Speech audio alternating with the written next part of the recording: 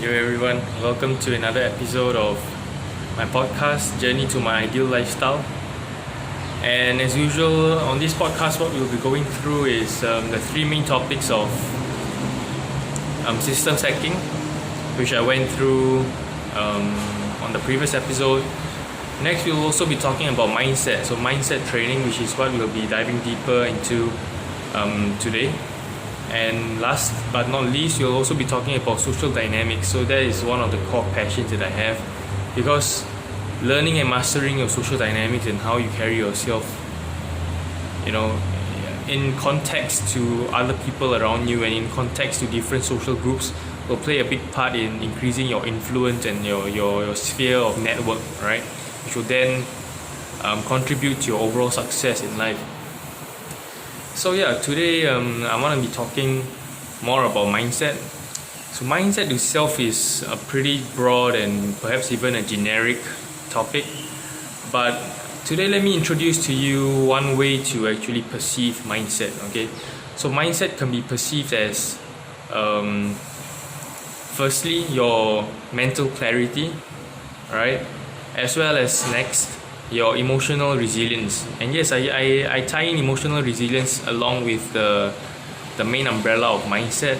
Why? Because even though emotions are feelings you might feel, right? So you might imagine that these are things stemming from your heart, whatever, right? Sorry, not whatever, but stemming from your heart, right? But actually, the emotions you feel, the sensations in your body are actually very much linked to the thoughts in your own head, right? So the patterns you are running, the scripts you're running in your psyche, right? So there's even a term for it called neuroassociation. So basically the neural pathways that you habitually play out in your head, right? You habitually use with your brain. These are links. These actually link to. These are actually associated to bodily sensations that you feel, right? So these two are very interconnected, right? Your mind and your physical sensation, your body. The reason why mindset is one big thing in this podcast, why I even chose to include it as one of the key topics, is that I've come to realize how important really mindset training is. So I'm not sure if you heard of this quick anecdote whereby there's a dad that has two young sons, right? So this dad is an alcoholic and he's a criminal, he's a felon, but he has two young kids. So what happens is these are twins, and 30-40 years later, right, there's an interview that was done with each of them, okay? So the first guy ends up in jail, right? He ends up in jail, he ends up behind bars, he's a convict, right? So the interview was done. And the other guy, the other twin, he's actually now a successful business owner, right? He's already a successful millionaire. He's already made his fortune. He's already reaped great success in his life. So the interviewer asked both of them the same question, which is, how did you get yourself to where you are today? And both of them answered the same thing, which is, look at my dad, right? Look at my dad, and how else could I turn up other than this, right?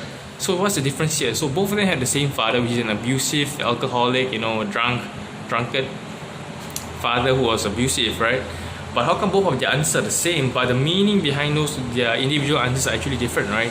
For the first one, who himself is now behind bars, his mindset is a difference, right? The mindset is that, if my dad was like that, it is fate, for example, it's destiny that I should be like that as well, right? So that's why becomes a self-fulfilling prophecy, right? But for the other guy, the mindset is different, such that if my dad is like that, how else can I follow his same footsteps when I've already seen in my own eyes how destructive that pattern is, right? How can I then blindly still follow in his footsteps when I've experienced myself how terrible it might feel, being born or having a father like that. So the difference between these two people then is the mindset. So I don't really know how true this story is, right? A friend of mine was saying the other day that it is true, but they've proven it to not be true. I have no idea, but basically just take it as a metaphor of sorts, right? So the main difference here is mindset, and the mindset also is the difference between great sports players, the top of the top, the elite, and those others who don't really make it that far, right? if you take a look, for example, another quick story I have off the top of my head. Let's say Michael Jordan's work ethic, right? Michael Jordan can be said to be one of the greatest, if not the greatest, NBA player ever. And if you just search on Google or YouTube Michael Jordan's work ethic, you'll realize this guy is sick, right? It's crazy. There's another story I heard also. This one is a different basketball player. Is I think Kobe Bryant. Like one time before a match, Kobe Bryant would come hours before the match to practice first, right? Before the actual match. And then this time there's this other player that came who was from the opponent team, right? He came. So Kobe took one half of the court, and the other guy took the other half of the court. And I'm sorry, I forgot the name of the other guy, right? And he started practicing. So then while this guy was, and this is a story said by the other guy, right, who was in the same court as Kobe practicing before their match. So he said that wow, when he was practicing on his own, he was shocked because when he turned to look at the Kobe side of the court, he saw that Kobe was going at it 110%. So every movement of every drill that he ran, he was going at it 110%, right? The quickest movements, the sharpest movements, full concentration. He wasn't holding anything back. And then what was the most shocking to him was after he did his warm-up, he did his training for maybe an hour or so, and he went into the locker room, to wash up and prepare for the actual match. As he was sitting in the locker room, he could still hear Kobe with the ball, the ball bouncing, and his footwork going on, and the quick movements, and he could still hear Kobe for the next half an hour. Kobe was still at it. After 1 hour, the guy himself was exhausted, and he knew Kobe was going at it 110%, and yet after he stopped, Kobe was still continuing for the next half an hour, And during that match itself, if I'm not wrong, Kobe went on to score a preposterous amount of points. I think like 40 plus. The figure eludes me, but basically, yeah. So that's what the story goes. So then the question is, what then is the difference? And later when Kobe was asked about it, Kobe just mentioned, the reason why I did this, I went at it so hard, and the reason why I went at it so long is because I knew he was listening. Alright? So mindset itself is the difference, and Kobe knew himself that when he's able to showcase this difference in determination, which also is a component of mindset, right? It would eat away at the opponent player's mindset as well. Because even before the match started, the guy is thinking already, shit man, this guy is crazy. Right? So mindset is crazy. And one final anecdote I have is that if you look at the people around you today, right? The peers, if you're in school, if you're in school, then maybe the peers who are, or even if you're at work, right? The peers who are getting the most, in a way, the most, I won't say popular, but you can tell they have a lot of influence in whichever social groups they're in, right? And maybe if you're a bit younger, if you're in school, maybe this doesn't really apply, but especially when you grow older, right? Because you have the most social influence, the most power, right? Usually they are also the one responsible for more. They are the ones who take more action. They're the ones who are the most hardest. They are the most diligent. They work the hardest, right? So all these are all intertwined, and it stems first from the mindset. So in terms of mindset itself, right? Just now earlier on I mentioned emotional resilience, as well as what was the first thing I mentioned before that? Okay, let's just take that, throw that out the window, right? Basically for mindset, I think the most important thing I can tell you right now is that firstly, it's all about the standards that you set for yourself.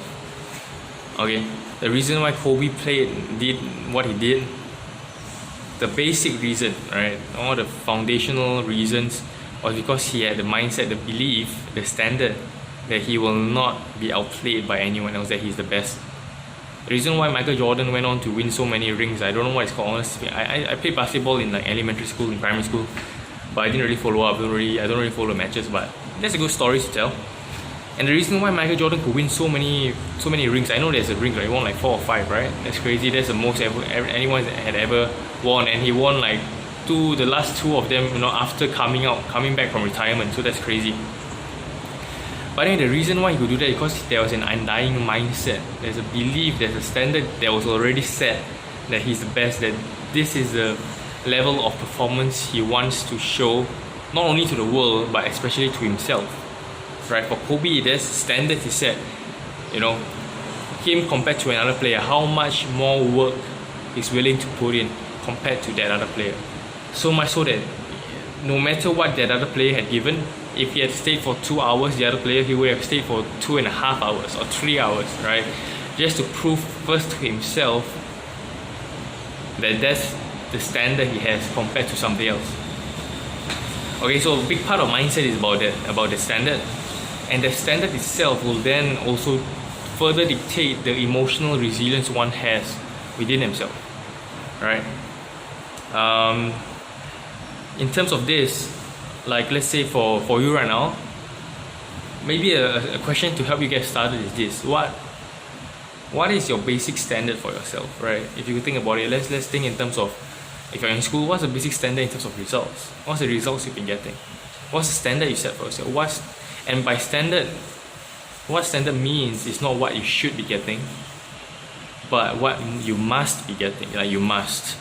So for example, now let's let's not talk about the results one. Let's talk about something else to showcase the use of standards, what you should have and what you must have, right? So in terms of standards now, look around you in your life. Assuming you're living above the poverty line, right? A standard, for example, is such that if one day you were thrown out in the streets homeless, it's most likely that your standard, because of your upbringing, is such that you must have a roof over your head. So then it's a must, right? And then immediately you start working your butt off to earn some income, or at least contact a relative to try and move in together with them. That's the standard. You must, alright? The reason why I say this is because I have my own experience. It's really close to my heart.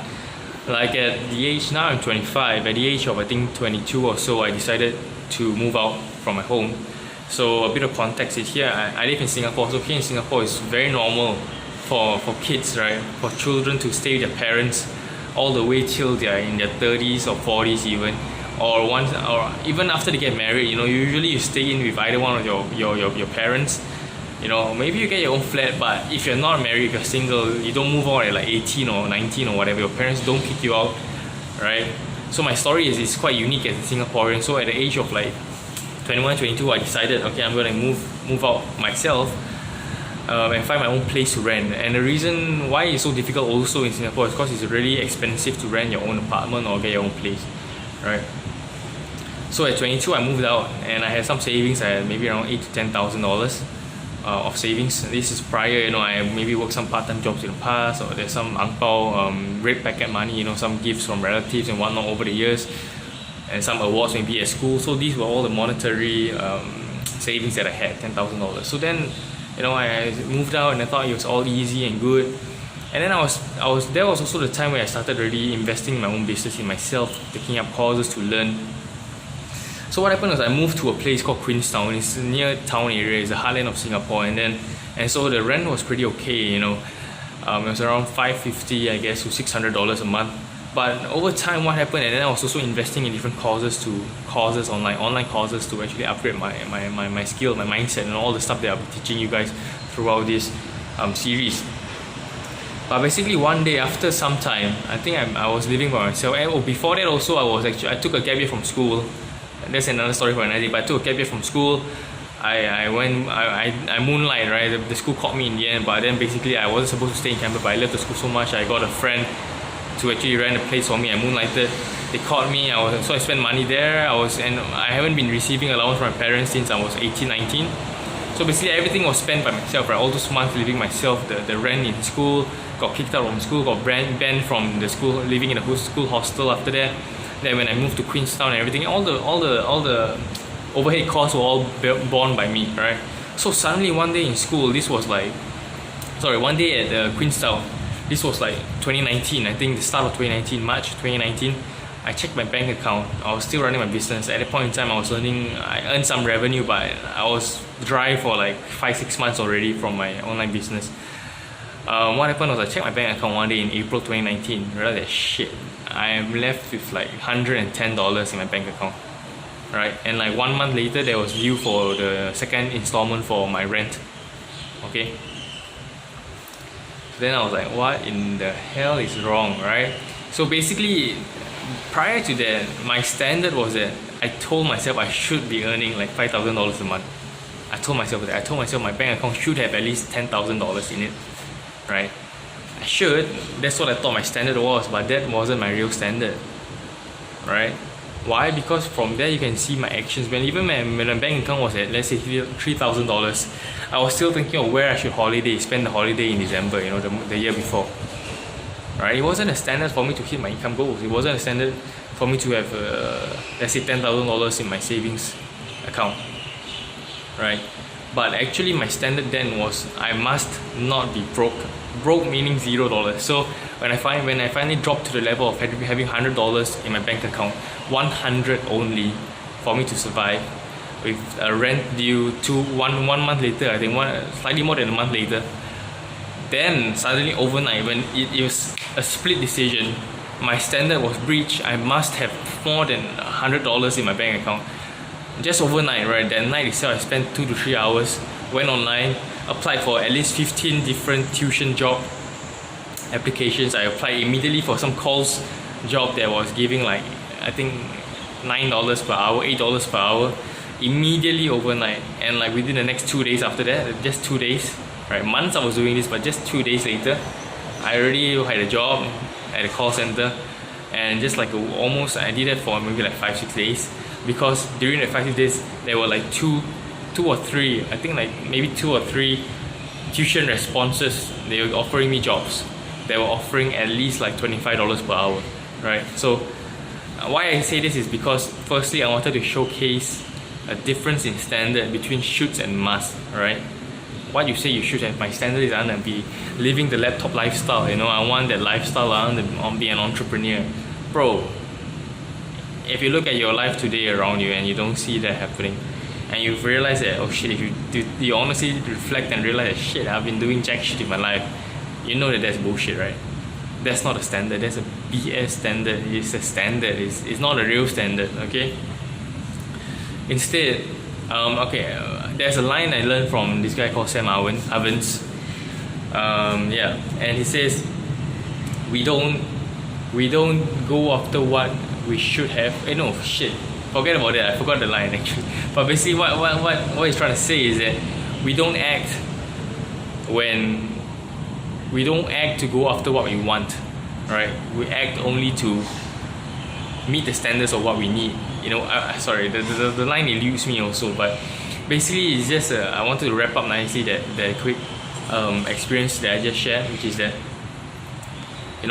you need to increase your standard. You increase what you must have in your life. That's what I'm trying to say, right? So if today, right now, if you look around you, if you see that what you're seeing is not what you like, but it is what you've been experiencing for like the past 6 months, the past 1 year, 2 years, then you should realize this harsh truth that is an indication of the standard you've set for yourself, the true standard. Despite what you might tell yourself in your mind that, I'm going to be a millionaire or whatever nonsense, right? It's not a real standard. So that further cements why mindset is so important, and why it's so important to learn about how you can leverage on how your mind is wired, right? Your psyche, to actually increase your standards in your life. Because only when your standards are really increased to the point where you truly believe them, and you look around, you realize that you are not meeting your standard at all as a person, that's when you realize you start clamoring to take action to actually move towards your goal. Okay?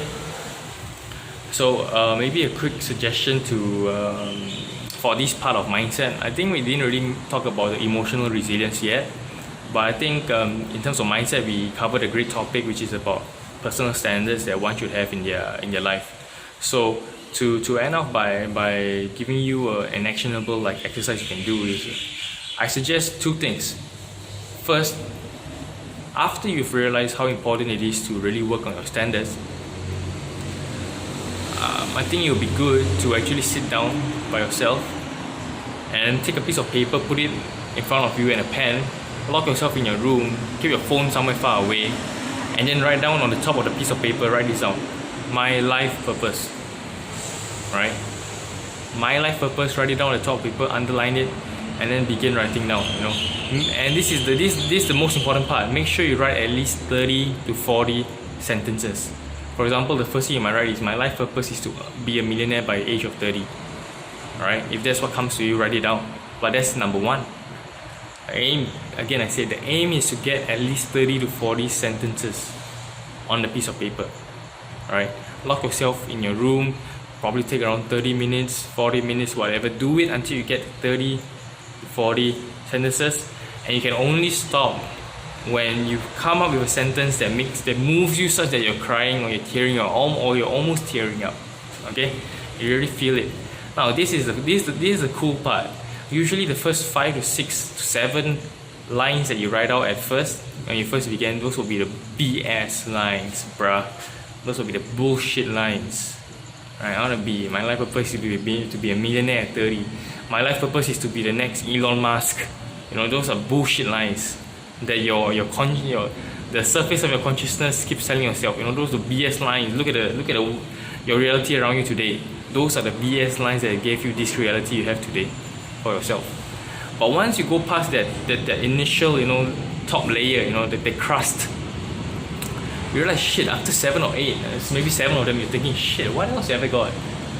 What other juice? Where's the other juice? I need to hit another 22 more. No, not 22, freak my math. 24 more, right? To hit at least 30. Alright, where's the juice? That's actually when you actually break through that crust of shit. Break through that crust of bullshit. And then you realize that, oh wait, I need to think deeper about this. I need to reflect deeper. What really moves me inside? That's when you start beginning, you know, to dig deeper and to find the goal. You know, you're digging deeper into the tunnel to really get to the source of the goal. And the source of the goal will come, you know, at least the 30th line that you write out. And you know when you know you've hit it when you finally move yourself to tears. Okay?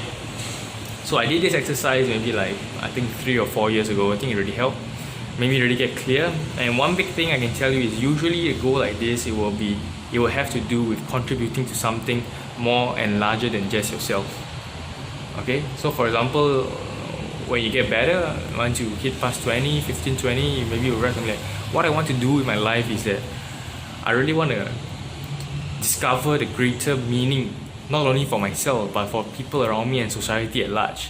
I want to bring people and the world itself closer to first principles, to a truth, right? That will empower each and everyone's life instead of just following hype. Okay, that's just an example, you know, off the top of my head, or maybe not, you know, that's something close to my heart as well.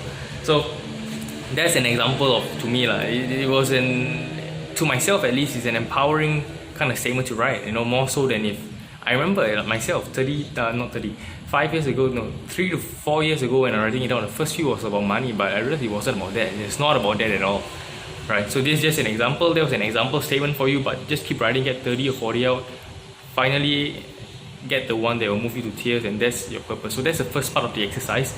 The next thing you can then do, actually in terms of standards, now that you at least have a clear goal on what the purpose is, you have an image of, you know, the end goal, beginning with the end in mind, right? Now the next thing you want to do when you talk about standards is, this will be a fun one. All you have to do is just think about, so now you grab another paper or turn the sheet over, write down some areas you're interested in, right? You're really interested in, refer to your purpose statement. So for mine, you know, it was about, you know, the one I just mentioned at least, was the one about bringing people closer to the first principles and truth, right? So to me, one thing when I think about that is about topics I can think about. First to top of my head is energy, society, religion, maybe ethics. What else? And then also I add in stuff that I might like. For example, for me, I love comfort. I love what's it called? High-end cars. Not really sports cars, but I love like my favorite brands right now. Maserati. What's the other one? Aston Martin. Oof. So those are stuff like for fun. I like comfort items, right? So I love a certain type of house. I love very spacious places. Ooh, I love it. And proper lighting. A lot of glass, a lot of light to shine through, a lot of space. So basically, I like greenery. I like engineering. I like green thinking. I like influence. So those are topics I like. It can or might not be linked to the purpose statement you wrote out, but just come up with some topics. So those are some topics off the top of my own head. Then you go online on Google and find images that gives you the greatest feeling of pleasure, or the most cool, the most you feel most compelled towards. Just find the images, compile a list of them on Microsoft Word, put them all together, come out with an A4. You can think of it as a vision board, right? Think of it as a vision board, but basically it really helps. Why? Because when you have the visions, first and foremost, in terms of mindset, again, in terms of mind, our mind works better using visual cues. Different people operate differently. I have a very good friend of mine who is very, very auditory. So for him, maybe he will record his experience going through his ideal life and the ideal images he wants to have, or rather his ideal vision he has, right? In terms of auditory, he can record it on the voice recording. It will be more impactful to him, right? But for me, I'm more visual. I don't mind visual. So then you can compile your images. It really, really helps. Trust me. Just do this two-step process. First step, write down your life goal. Next step, compile the topics and find the images on Google. Compile them in a little vision board, right? You can do it landscape or portrait. Either way is fine. But why that's so important is once you do this, now you will have a very, very clear goal on where you want to go with your life long term, right? Think about that for a second. Now you have a clear goal. Only when you have a clear goal, then you can review that goal consistently, and then this is the process day by day when you review your goal. So every day you can take some time in the morning and or night to read your purpose statement and to go through the images, compile the images. You just look at the image or listen to your voice recording of your ideal, lifestyle. Every day, just make it a commitment. Every day, just look at it or listen to it. Just take like maybe 5-10 minutes, right? But then what this will do is it will be astronomical. I guarantee you, it's astronomical, because then you're actually in a way you're priming your what's it called? Basically you're priming your subconscious to realize every day, oh, this is the life I really want to go after. This is the standard. Over time, what happens is this becomes a standard. Your life, everything you do will be stemming from reaching that outcome that you want, right? But the first step is to be clear on the outcome. That's part of the mindset training. So this is one part of it. Last thing is make sure you just commit to it. Okay, commit to it. Just daily. It just takes 5-10 minutes. So just do it. So yeah, basically that's all I have for today. One last quick wrap up about my business. I'm still doing my video series. I forgot what I mentioned the previous episode, but yeah, I still have to come up with my scripts. Basically, I know about the 3 temperatures of the audience, but now I'm just going to be writing up my video scripts for the 3 groups of audiences: cold, warm, and hot. That I'll probably be running on Facebook ads, and then I'll be checking my conversion rates and whatnot. So I'll be doing that for the rest of this week. Today itself, I'll be recording video. Basically, there will be 7 videos in each category, right? For warm traffic, for hot traffic, for cold traffic, 7 videos each. Today, I'll be recording my first 5 or 6 for the cold traffic. Is it cold traffic? Yeah, for cold traffic. So hope that goes well, and I hope you enjoyed this episode. Hope you liked it. And with that, that's all. I'll see you. Bye.